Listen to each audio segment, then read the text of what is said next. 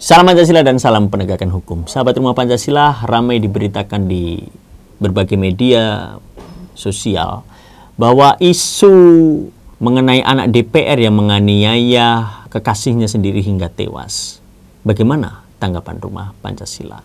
Perlu dimengerti bahwa yang menjadi pertanyaan penting di dalam perkara ini adalah mengapa pasal pembunuhan itu tidak dimasukkan ke dalam pasal sangkaan terhadap anak anggota DPR. Mengapa hanya pasal 351 ayat 3, yaitu penganiayaan yang mengakibatkan kematian, dan hanya pasal 359, kelalaian yang mengakibatkan kematian.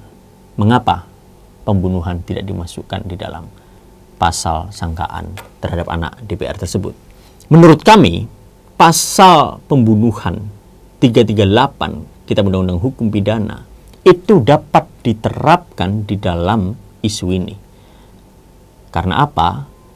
Frasanya adalah barang siapa dengan sengaja merampas nyawa orang lain diancam dengan pembunuhan. Nah, yang kita titik beratkan adalah dengan sengaja merampas nyawa orang lain. Nah, dengan sengaja ini menurut doktrin hukum pidana, kalau kita lihat lebih jauh, kesengajaan itu ada 3 corak utama, yaitu kesengajaan sebagai maksud, kesengajaan sebagai kepastian, kesengajaan sebagai kemungkinan.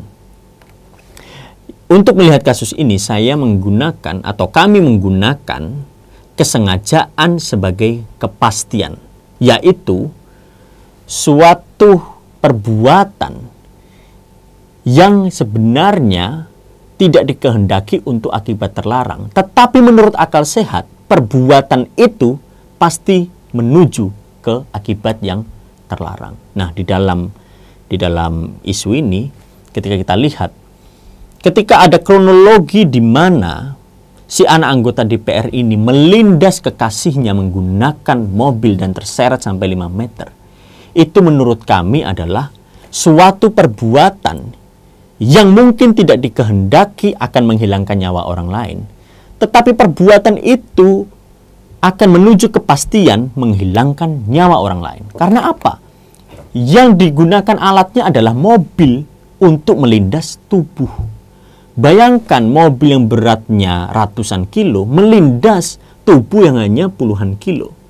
Apakah ini kita akan katakan sebagai penganiayaan? Akal sehat manapun akan berkata, ini adalah niat yang ditujukan untuk membunuh. Akhirnya, waktu dibawa ke rumah sakit, diotopsi, ya, dia sudah meninggal 30 menit yang lalu sebelum dia dibawa ke rumah sakit. Jadi, sahabat Rumah Pancasila, dengan sengaja di sini sudah terbukti dia kena dan patut diterapkan pasal pembunuhan.